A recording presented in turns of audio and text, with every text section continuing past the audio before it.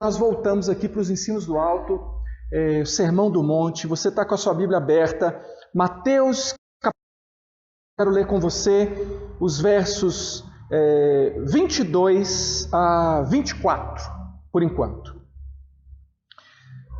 Está escrito assim: são os olhos a lâmpada do corpo. Se os seus olhos forem bons, todo o teu corpo será iluminado, ou será luminoso. Se, porém, os teus olhos forem maus, todo o teu corpo estará em trevas. Portanto, caso a luz que está em ti sejam trevas, que grandes trevas serão. Ninguém pode servir a dois senhores, porque ou há de aborrecer-se de um e amar ao outro, ou se devotará a um e desprezará o outro. Não podeis servir a Deus e às riquezas. Feche seus olhos, peça ao Senhor para falar com você. É uma mensagem muito importante para todos nós. Senhor, nós precisamos que o Senhor revele ao coração de cada pessoa aqui a verdade dessa palavra. E que essa palavra seja transformadora para a vida daquele que ouve. Senhor, tem misericórdia de nós. Nós dependemos de Ti. Faz, ó Deus, com que a Tua palavra mude o rumo da nossa vida, em nome de Jesus. Amém. Muito bem. Quem é você? Quem é você? Se eu te faço essa pergunta, você vai tentar de muitas formas me responder, mas preste um pouco mais de atenção e você vai saber o que é que eu quero de fato te perguntar. Talvez só no final dessa mensagem você vai entender o que é que eu estava perguntando aqui quando eu perguntei quem é você. Um sujeito chamado James Smith escreveu um livro, e o nome desse livro é Você é aquilo que você ama. Forte, né? Isso quer dizer que a sua identidade, quem você é, está estruturado, ou seja, a sua identidade está estruturada no seu amor, ou naquilo que você ama. Irmão, amor e desejo são irmãos. Às vezes a gente fica com um pouco de pudor de colocar o desejo como sendo parte do amor, mas vamos prestar atenção que eles são quase que... são irmãos gêmeos praticamente, porque o que eu amo, eu também desejo. Não existe amor sem desejo. O amor, ele dá origem ao desejo. Então eu desejo aquilo que eu amo. E se a teoria do James Smith aqui está certa, você é então aquilo que você ama. Então você também é aquilo que você deseja. Então seu desejo revela quem você é. Mas ninguém está aqui para seguir a ideia de um James Smith qualquer aí, seja ele quem for. Então nós temos que ir para a Bíblia.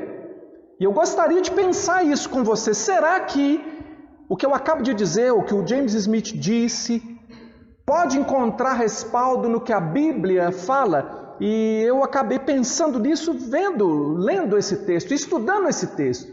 E você que está acompanhando esse estudo, se lembra que na semana passada nós vimos, o que está aqui no contexto anterior, aquela palavra de Jesus: não ajunteis, não acumuleis para vós outros tesouros sobre a terra, onde a traça e ferrugem corroem, onde ladrões escavam e roubam, mas ajuntai para vós outros tesouros no céu, onde traça nem ferrugem corrói, onde ladrões não escavam nem roubam, porque onde está o teu tesouro, aí está também o teu coração. Então não ajunteis, porém ajunteis, porque onde está o vosso tesouro, aí está o seu coração. E o que é tesouro? Tesouro é aquilo que é importante, aquilo que tem valor, aquilo que você mostraria para alguém com orgulho, com satisfação de possuir aquele tesouro, né? Pelo que ele representa para você. Aquilo representa algo especial para você. Então, se alguma coisa é importante, é ali que nós colocamos o nosso coração. Se alguma coisa é importante para você, o seu coração é colocado de alguma forma ali. Alguém disse que o dinheiro não traz felicidade, não é mesmo? Manda buscar. Já ouviu? Alguém disse também o seguinte, que o amor, o dinheiro não... como é que é? O dinheiro não traz felicidade, mas nada como uma infelicidade em Paris. Você pensa assim? Você pensa dessa forma? Você acha isso? Você concorda com isso? A riqueza é o seu objetivo? Esse é o seu objetivo? A riqueza tem o seu coração? Porque esse que é o ponto. Esse é que é o ponto. Se a riqueza tem o seu coração. Porque ao lado disso nós temos aquele outro grande e o maior mandamento. E no domingo anterior também nós vimos isso aqui. Qual o mandamento, né? Qual é o maior mandamento? Amarás o Senhor teu Deus de todo o teu coração, e de toda a tua alma, e de todo o teu entendimento, e com todas as suas forças, não é mesmo? Então não ame apenas com aquilo que você sente, não ame apenas com aquilo que você sabe, não ame apenas com o potencial físico, mas ame com tudo isso junto. E quando eu falo de tudo isso junto, eu falo de coração. Nós precisamos entender como que a Bíblia descreve o que é coração e não ficar achando que coração é uma coisa que você pensou. Talvez ensinado pela Disney, talvez ensinado por um filme aí, desses de romance. O que é coração? Coração, alma, entendimento, forças, eles não estão separados. Mas o que está demonstrado nesse texto aqui é que eles são integrados, eles andam juntos, não ficam um sem o outro, eles andam em conjunto e eles operam no mesmo objetivo. Qual é o objetivo daquele maior mandamento? Amarás o Senhor teu Deus de todo o teu coração, de toda a tua alma, de toda a tua força. Então o objetivo é glorificar a Deus. E eu não tenho tempo aqui para explicar de novo para você o que é glorificar a Deus. Mas se você tem acompanhado as pregações, você sabe o que é glorificar a Deus. O que a Bíblia diz que é glorificar a Deus. Então, segundo a Escritura, o coração... Por que eu estou insistindo em falar coração? Porque a palavra que nós recebemos aqui diz que onde está o seu tesouro, onde está aquilo que é importante para você, ali está o seu coração. E coração inclui a mente, ou seja, seus pensamentos, suas crenças, suas compreensões, suas memórias, seus julgamentos, sua consciência, seu discernimento. Inclui as suas afeições, que são os seus anseios, os seus desejos, os seus sentimentos, as suas imaginações, as suas emoções. E inclui também a sua vontade. A sua vontade. Essa vontade realiza as escolhas e determina as suas ações. Então, se eu perguntar para você, se você ama a Deus de todo o seu coração, o que é que você me responde? Você quer a vontade de Deus acima de tudo? Você ora... Seja feita a tua vontade de uma forma tão perfeita como ela é feita no céu? Provavelmente a sua resposta pronta é sim. Sim, claro, eu quero a vontade de Deus. Mas nós vamos olhar para esse texto que nós acabamos de ler para a gente descobrir se realmente é assim. Você precisa descobrir isso para você, não é para mim. Você tem que descobrir para você. Você tem que saber. Nós vamos olhar para o texto, para a gente ver se realmente é assim. E ao olhar para o texto de uma forma bem clara e objetiva, você vê aqui no verso 22 que os olhos, né? O que são os olhos aqui? Os olhos são aquilo que você deseja. Os olhos representam o seu desejo ou o seu amor, aquilo em que você coloca o seu coração. A palavra está dizendo assim, se os olhos são a lâmpada do corpo, ou seja, é com eles que você não apenas identifica o que está à sua frente, isso a sua mente faz. Mas quando eu estou falando como que o seu coração se aproxima das coisas, com seus olhos, então os seus olhos veem e também desejam aquilo que você está vendo. Desejam de alguma forma. Então representa o seu desejo. Quando a Bíblia diz assim, olha, os olhos são a lâmpada do corpo. Se eles forem bons, ou seja, vai ser uma bênção, irmão. Você vai ficar iluminado. Agora, se os seus olhos forem maus, as trevas vão tomar toda a sua vida e são trevas terríveis. Então, os olhos representam o seu desejo, o seu amor. E você precisa identificar o que é que você deseja, o que é que você ama, porque isso vai determinar, sabe o quê? O seu destino eterno. As declarações aqui são muito pesadas, você percebeu? Os olhos são a lâmpada do corpo. O seu desejo está aí para ser bênção para você.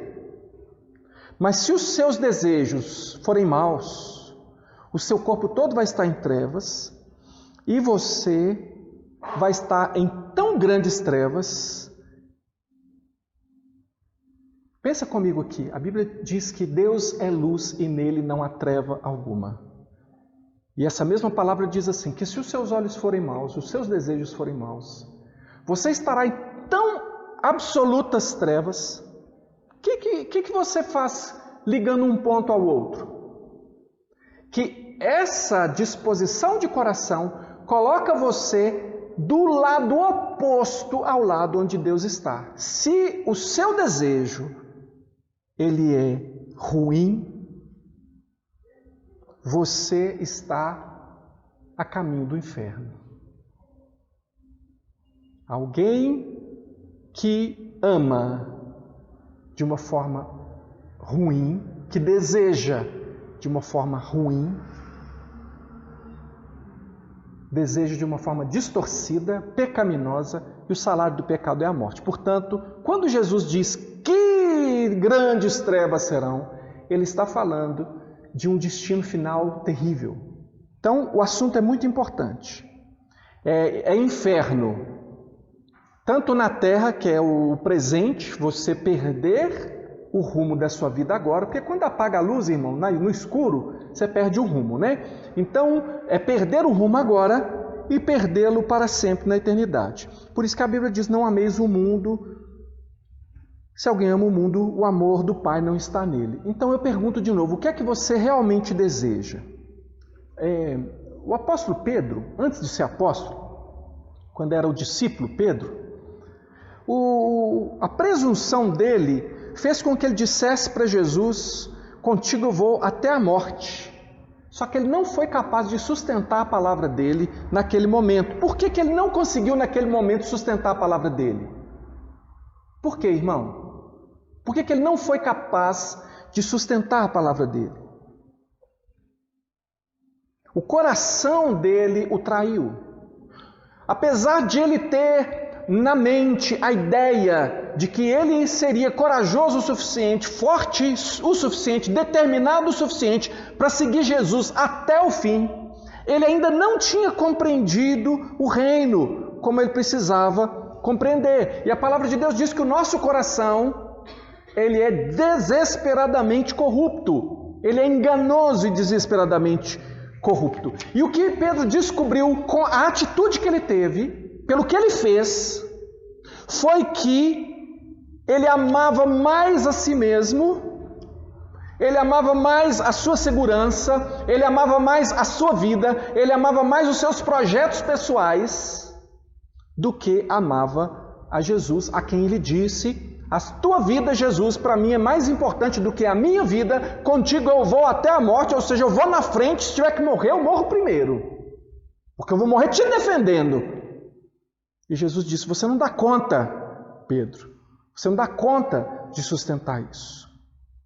Ele ainda estava preso a uma ideia, e aí eu chamo a sua atenção agora. Eu peço que o Espírito Santo deixe você bastante atento ao que eu vou falar agora.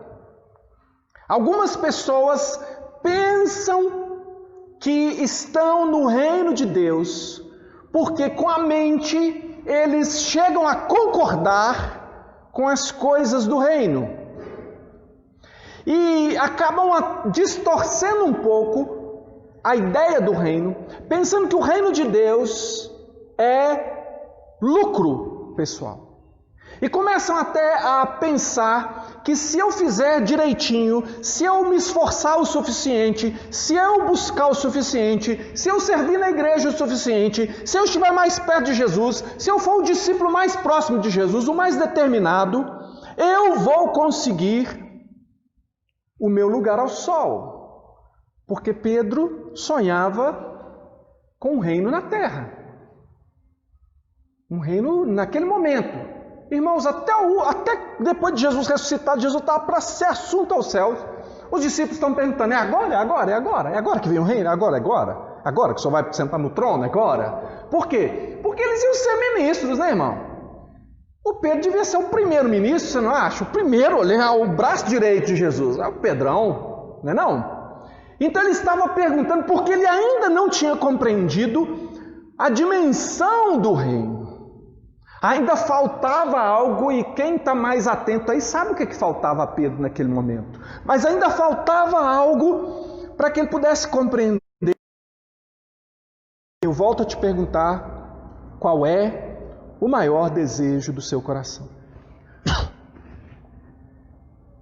E se você diz: o maior desejo do meu coração é agradar ao Senhor, eu quero que você pense sobre a realidade de Pedro naquele momento, porque ele pensou que ele sabia o que ele queria e ele não sabia nem o que ele queria naquela hora. Pode ter alguma coisa mais dura e mais difícil do que isso? Você não saber o que você quer? Eu tinha uma raiva quando eu era criança, que, muitos irmãos, dá muita confusão, um monte de irmãos, confusão, E uma das coisas que o meu irmão falava comigo me deixava com muita raiva. Ele era expert em me deixar nervoso, E ele falava comigo: você não sabe nem a hora que você está com fome. Eu penso uma criança, a mente, tudo é concreto. É claro que eu sei a hora que eu estou com fome, Você não sabe nem a hora que você está com fome. E aí, agora nós somos adultos, Todo mundo que está aqui hoje, tem algumas crianças aí, mas você acha que você sabe. Você já pensou? Se o Espírito de Deus falasse para você hoje aqui: você não sabe nem a hora que você está com fome, você não sabe de nada. Pedro achou que ele sabia. Jesus falou: você não sabe. Sei sim, você não sabe. Eu sei. Ele não sabia. Sabe o que Pedro ainda não tinha entendido? É que ele não precisava somente saber a respeito da salvação, saber tudo sobre a salvação, mas ele pessoalmente precisava ser salvo, precisava ser resgatado. Ele dependia dessa graça, ele precisava disso, mas ele ainda estava achando que ele dava conta, ele ainda estava achando que ele podia impressionar até Deus, podia impressionar Jesus. Será que você precisa ser salvo como Pedro? Sabe de quem Pedro precisava ser salvo? Pedro precisava ser salvo dele mesmo. Pedro precisava ser salvo dos desejos do coração dele, enganosos, e que muitas vezes ele pensava que era uma coisa e não era, era outra. Ele precisava ser salvo. Será que você precisa ser salvo de você mesmo? A segunda coisa que nós precisamos entender no texto que nós lemos hoje está aqui no outro bloco, no verso 24. E você vai olhando para esse texto que diz: ninguém pode servir a dois senhores, porque ou há de aborrecer-se de um e amar o outro, ou se devotará a um e desprezará o outro. Não podeis servir a Deus e as riquezas. Veja que ele fecha o ciclo aqui, né? No verso 19 ele fala: não acumuleis riquezas. No verso 24 ele está dizendo: não é possível servir a Deus e as riquezas. Não dá para servir os dois. Você precisa saber, ao olhar para esse texto, que como adorador, você vai ter que fazer a escolha entre dois senhores. Você vai ter que fazer essa escolha. E eu falei que você é adorador porque você foi criado. Você não é alguém que é aquilo que você quiser ser. Apesar da nossa... Eles dizem que é ciência, tá, irmãos? A sociologia moderna, pregar, eles são pregadores, eles têm fé, eles são uma religião. Eles pregam que você pode ser aquilo que você quiser. Se você achar que você é uma planta, você pode ser. Pode ser. Olha que mensagem poderosa. Aleluia.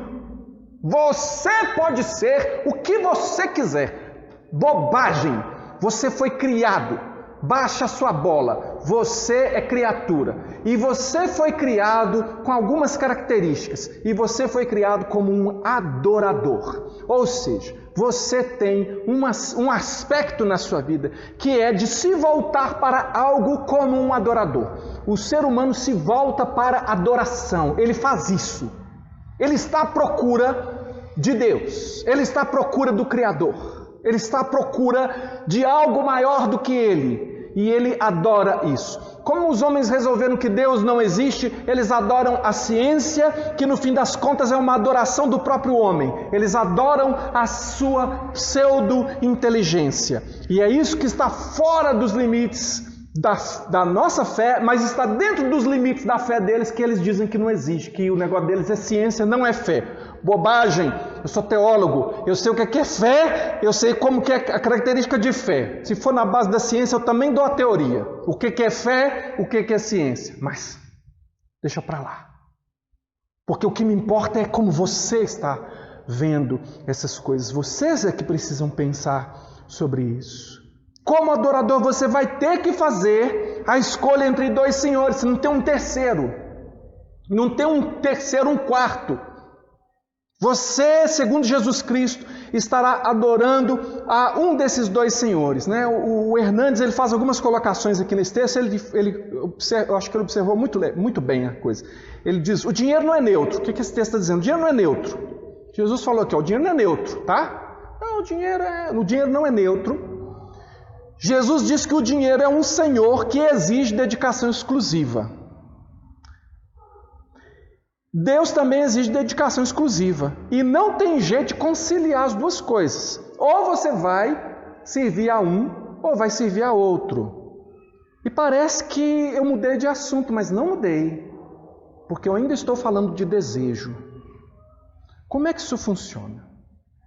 Como é que isso aqui funciona na prática, esse negócio de servir a Mamon? Servir a esse Deus dinheiro. Isso aqui funciona da seguinte maneira. Você precisa saber, completando aí a ideia de que você foi criado e que você tem determinadas características, que não existe essa tal liberdade da vontade, como a sociologia diz. Tá? A sociologia diz, não estou nem falando de irmãos nossos que pregam livre-arbítrio, não. Estou falando da sociologia e do equívoco de pensar que você tem liberdade, esse livre-arbítrio. Quem defende livre-arbítrio como crente, amo os irmãos, já defendi também, mas eles ignoram uma questão importante: a natureza humana. O que é o ser humano? Eu vou te dar um exemplo bem fácil para você saber do que eu estou falando. Que você age segundo a sua natureza. Se eu estivesse com um balde cheio de peixes aqui, ó, mortos, peixes, tá? Tá podre não, é peixe. Se eu pegar um peixe aqui e jogar em você agora, o que você faz? Se estiver vindo na sua direção assim, o que você faz? sai fora, não é? Você vai deixar o peixe cair em você? Vai sair fora dele, não é? Mas se você fosse uma foca, o que você faria? Porque a natureza da foca diz que aquilo é alimento para ser consumido na hora. E para você, peixe é um alimento que tem que ser processado, tem que acontecer alguma coisa. Nem que seja virar um sushi, que ainda é um peixe cru, mas alguma coisa tem que acontecer primeiro com aquele peixe. Tem que tirar as escamas, tem que limpar. Essa é a questão da natureza, quem você é. Você tem liberdade para agir dentro da natureza que você tem. E conforme nós pecamos no jardim do Éden, a nossa natureza ficou bagunçada pelo pecado. Então, aquele adorador que somente adoraria a Deus, ele agora perdeu a referência e ele é capaz de adorar qualquer bobagem. Que no final das contas, na ideia desse idólatra, porque todo aquele que não adora a Deus adora um ídolo. Na ideia desse idólatra, é algo que pode ser comprado. Quando você lê Apocalipse descrevendo a queda da grande Babilônia, lá fala do grande comércio de Babilônia, que vendia de tudo, seda e roupa, e os navios mercantes e tal, e vendia até almas humanas. No comércio de Babilônia, no comércio do mundo, na estrutura do nosso mundo, que é Babilônia, figurativamente, segundo a Bíblia, você vale o tanto de dinheiro que você tem ou que você conquista. As posições no mundo são dadas conforme o dinheiro que você tem. Isso é a realidade geral, né? Não absoluta, mas geral do mundo. Então, você age segundo a sua natureza. Você foi criado. E você não tem liberdade nem para fazer um fio de cabelo ficar branco ou preto. Mas como um adorador, você está procurando alguém adorar. E segundo Jesus, você pode adorar dois. Ou você vai adorar a Deus, ou você vai adorar o dinheiro. E ser um adorador é ser um servo. E servo é uma palavra bonitinha. Eu nem gosto dessa tradução. Acho que devia ter traduzido aquilo que a palavra diz. A palavra grega para servo é doulos, que é escravo. Então o que Jesus falou é que ou você vai ser escravo, porque escravo não tem vontade própria. Ou você será escravo de Deus, ou você será escravo do diabo. Ou você será escravo do pecado, não é do diabo, é do pecado, é do dinheiro. É do desejo, no final das contas. Está entendendo? Está conseguindo ligar uma coisa na outra? Um desejo desviado de Deus que você acha que pode comprar com dinheiro. Um desejo de comprar isso ou aquilo, o dia que eu tiver isso ou aquilo. Hoje em dia está se mantendo casamento até na base do dinheiro. Se o cara perde o emprego, perde a mulher. Se ele perde, se ela perde, sabe? Então, João 8,34 diz, em verdade, replicou-lhes Jesus, em verdade vos digo, todo o que comete pecado é escravo do pecado. Escravo não tem vontade própria.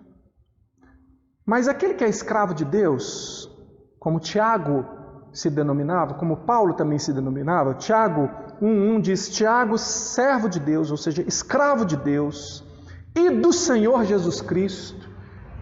E esse Tiago aqui era irmão de Jesus, filho de Maria e José. Esse Tiago que escreveu a carta de Tiago não foi apóstolo, não foi discípulo de Jesus, não. Era irmão de Jesus. E antes ele detestava, achava que Jesus era um falsário.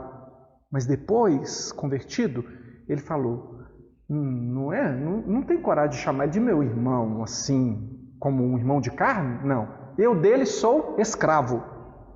Então, um dos dois. Você precisa escolher, é isso que a Bíblia está dizendo aqui. Você tem que escolher a quem você vai servir. E a Bíblia diz assim, se hoje ouvides a voz de Deus, não endureçais os vossos corações. Aí alguém já fala assim, está vendo, pastor? Livre-arbítrio. Não.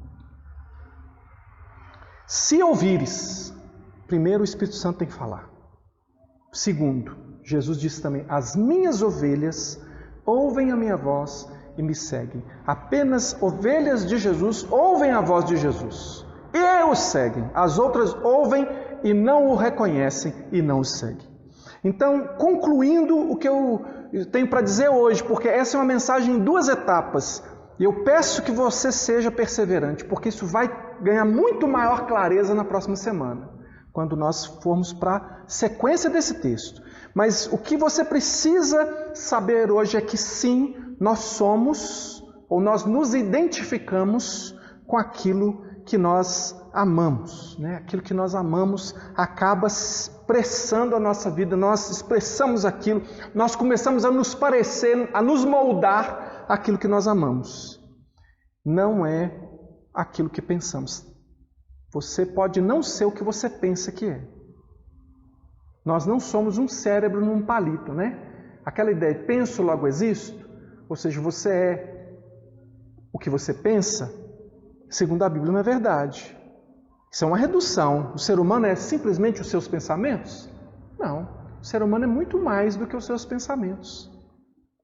E o amor é uma espécie de adoração. Vai guardando isso aí.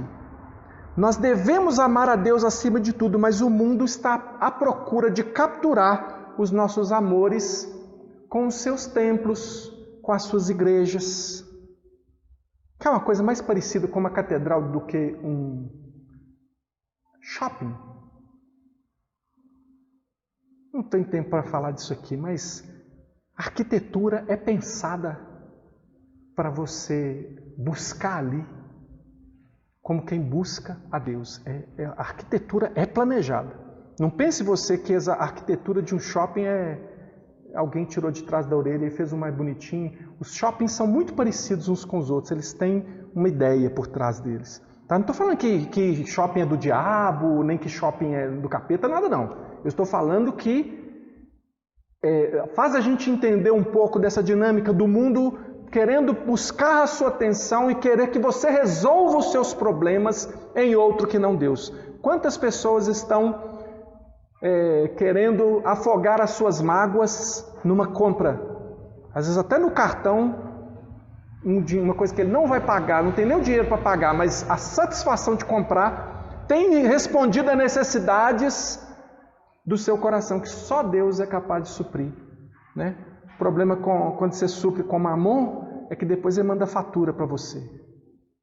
E quando você resolve as suas dívidas com Deus, aí você realmente encontra a felicidade.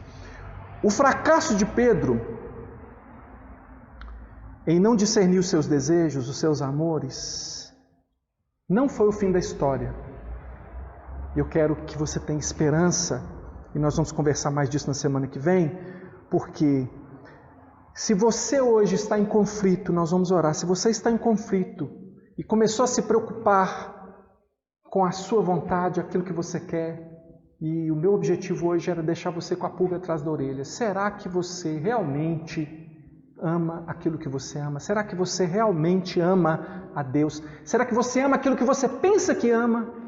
Porque eu tenho certeza que a maioria de vocês aqui, se não todos, diriam: eu amo a Deus acima de todas as coisas. Mas a sua maneira de viver é que prova se isso é verdade ou não. Não é o que você fala, não é o que você pensa, mas aquilo é o todo. Amarás o Senhor teu Deus de todo o teu coração, de toda a tua alma, de todo o teu entendimento, com todas as suas forças. Ou seja, se não pega o todo, tem um problema aí. Eu quero que você pense sobre isso, mas eu quero que você saiba que existe uma saída, existe uma solução, existe uma salvação, existe um Salvador chamado Jesus Cristo e existe uma vida plena e abundante declarada na Escritura e que hoje eu não tenho tempo de falar, mas na semana que vem nós vamos mergulhar nisso. Como é que você pode lidar com os seus desejos e como é que você pode viver uma vida plena e abundante a partir do que a palavra de Deus revela para você. Eu quero te convidar então a orar comigo. Por favor, fica de pé no seu lugar. E eu não sei o que o Espírito Santo colocou aí no seu coração, mas eu gostaria muito que você não se esquecesse do que você acabou de ouvir, que você nessa semana colocasse isso em oração, colocasse, Senhor, o que é que eu estou realmente desejando? O que eu realmente quero? Onde é que está o meu coração? Será mesmo que o meu coração está no Senhor? Aonde é que o meu desejo está me levando? Está me levando a servir a quem? Senhor, será que eu estou enganado como Pedro estava enganado? Mas, Senhor, eu também creio no Teu Evangelho. E eu creio que o Senhor repreende aquele a quem o Senhor ama, e o Senhor nos ensina como o Senhor ensina um filho, e eu estou aqui, eu quero entender isso melhor. Por favor, fala comigo, por favor, ministra no meu coração. Então faz a sua oração, eu vou orar aqui, mas por favor, faça a sua oração. Deus ouve a sua oração quando ela é feita em nome de Jesus. Senhor Jesus, eu te agradeço, porque a Tua palavra é assim, impossível de não ver a grandiosidade dela. Eu não sei, ninguém pode nem explicar. É por isso que o Teu Espírito Santo é que realmente nos faz entender. Eu peço que o Teu Espírito Santo nos faça entender. Ó Deus, que aquilo que nós desejamos vai conduzir a nossa vida ou para mais perto de Ti ou para cada vez mais longe do Senhor. E nós não podemos negligenciar o que nós estamos colocando os nossos olhos, nós não podemos negligenciar os nossos desejos. Nós precisamos ver de onde eles estão vindo e o que precisa de conversão, o que precisa de mudança, o que precisa de renúncia, o que precisa de um novo hábito, uma nova maneira de lidar com isso. Deus, porque nós não queremos ser servos de Mamon, servos das riquezas. Nós queremos servir ao Senhor. Nós não estamos acreditando no que o mundo prega. Nós não estamos acreditando que a felicidade está no dinheiro. Nós não dizemos saúde e paz, o resto a gente corre atrás. A gente diz, eu espero no Senhor, a minha vida está no Senhor, eu preciso de muito mais do que saúde e paz, eu preciso de salvação, eu preciso de perdão, eu preciso de um Salvador, eu preciso da orientação da Tua palavra, eu preciso de vida e vida com abundância. Eu sei que o inimigo da minha alma, Satanás, veio para roubar, para matar e para destruir, e eu sei que ele tem feito muitos cativos, e eu sei que ele tem, ó Deus, trabalhado para que as pessoas se tornem escravos da riqueza, mas nós, ó Deus, temos o Senhor como a nossa riqueza, como a nossa fonte, como a nossa esperança, como o nosso provedor. Por isso, eu peço em nome de Jesus que o Senhor nos traga, ó Deus, mais do que o conhecimento, o entendimento dessa palavra, o Senhor nos traga vida. Ó Deus, o Senhor nos traga vida por meio da Tua palavra e que nós possamos colocar em prática essa vida para o louvor da Tua glória.